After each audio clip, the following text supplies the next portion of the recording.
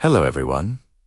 Let me ask you something. When was the last time you could truly focus on one thing without checking your phone, without feeling pulled away, even for 1 minute? If your mind feels scattered, if silence feels uncomfortable, if your attention breaks after just a few seconds, this video is for you. Stay with me. Ethan was 29. He worked in an office near the river. He had a good laptop, a clean desk, and a phone that never felt far. Each morning, he promised himself one thing. Today, I will do deep work.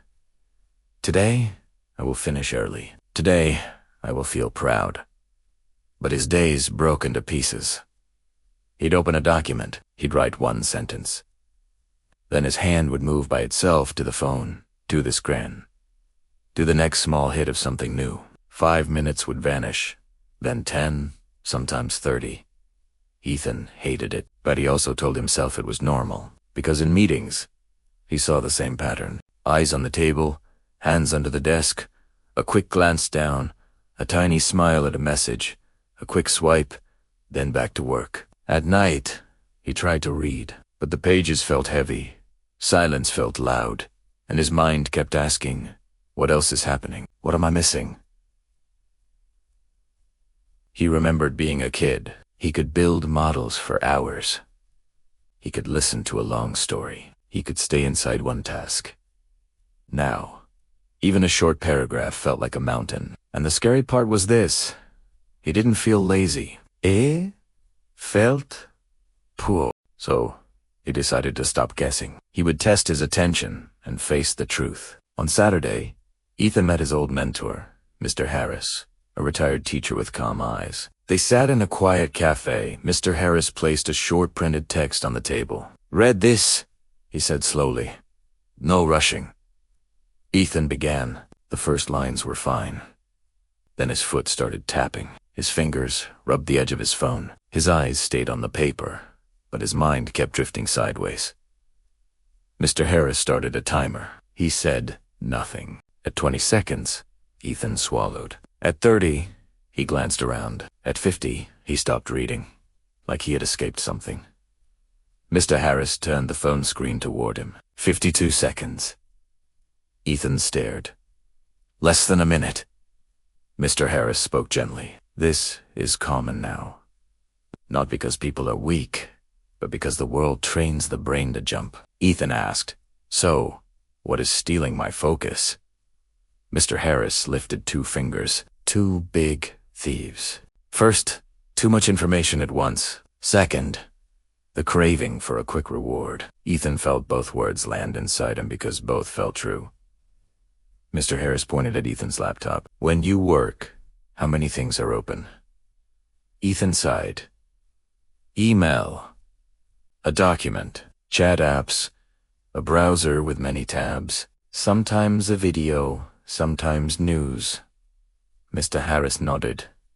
"That is overload. Your brain isn't built for 10 open doors." He explained it simply. When many sources stay open, your mind keeps scanning for the easiest one, the fastest one, the newest one. So you jump from tab to tab, app to app, not because it matters, but because it's available. Ethan pictured his workday. Excel on one side, messages popping up, a video playing in the background, a headline flashing, a notification blinking.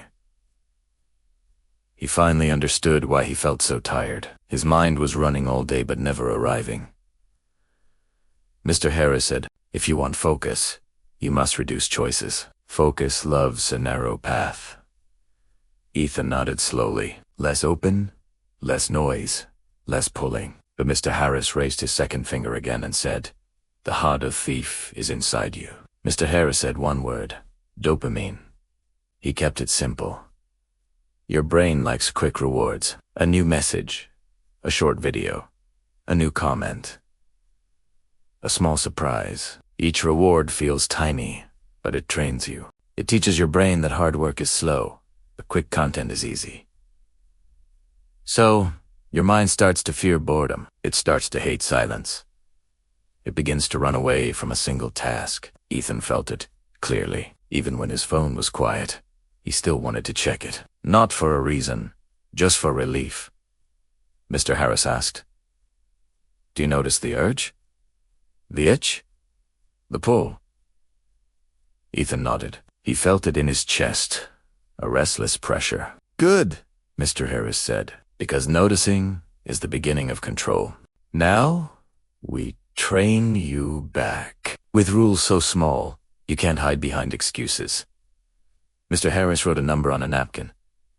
3. 3? What? Ethan asked. Mr. Harris answered. 3 sources of information. Maximum.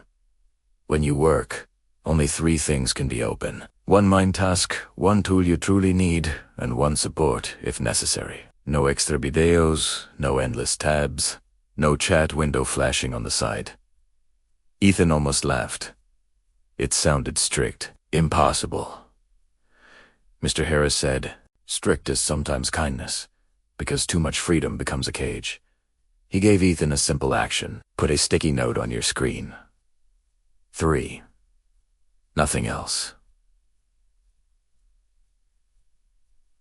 Just the number. Then, whenever you open a 4th thing, you close 1. No debate. No just for a second. Ethan imagined it, a tiny rule, but a sharp one. Mr. Harris added, this rule will feel uncomfortable. That's how you know it's working. Ethan asked, how long should I do it? Mr. Harris said, start small. 10 minutes today, tomorrow, 11. The next day, 12. 1 minute more each day. Real growth is quiet. Ethan felt relief because he had tried big promises before. 2-hour focus blocks, perfect mornings, 0 distractions. He always failed, then he blamed himself, and then he gave up. Mr. Harris said, your brain changes through repetition, not through dramatic speeches. Miss a day, return the next day. No shame. But don't lie to yourself. Don't say, next week. Start tomorrow. Ethan nodded. This plan felt honest. It felt human. And then Mr. Harris said, now we train the craving itself. The tabs are outside. The craving is inside. Mr. Harris took Ethan's phone. With permission, he placed it in Ethan's backpack. Not far, but not in hand. Then he put a small timer on the table. Set it for 2 minutes, he said. For 2 minutes, don't touch the phone. Just sit, or walk, or breathe. Ethan set the timer. 2 minutes. At first, it was easy.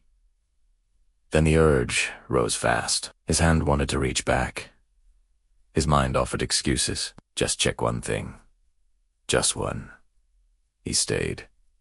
He waited. The timer rang. Ethan exhaled like he had been holding his breath. Mr. Harris smiled. Tomorrow, do 3 minutes. Then 4. Then 5. After a month, 30 minutes. And when you can hold 30 minutes, you won't waste it walking in circles. You'll fill it with something better. Mr. Harris told him a scene he once saw. A family eating together. A mother with tired eyes. The father scrolling. 2 kids watching videos. Nobody noticed her silence. A sighed softly, this is the real cost. Not only lost work, but lost presence. Lost love. Ethan felt a quiet shock and a quiet strength. Because the training was simple. And simple meant possible. Weeks later, Ethan wasn't perfect. But he was awake. He worked with fewer tabs. He followed the rule of 3. He grew his focus by 1 minute at a time. Some days he slipped. He checked too much. He opened too many things. But now he noticed, and he returned. At dinner, he put his phone away. In cafes, he looked at faces. He listened longer. He spoke slower. One night, he understood something small and true. Focus is not only for success. It is for life. It is how you read and truly understand. How you listen and truly care. How you stay with your own thoughts without running away. Your brain is not broken. It's trained, and anything trained can be trained again. Quietly. Daily. 1 minute at a time. Now tell me in the comments, what steals your focus the most, and what small rule will you try today? Thanks for watching.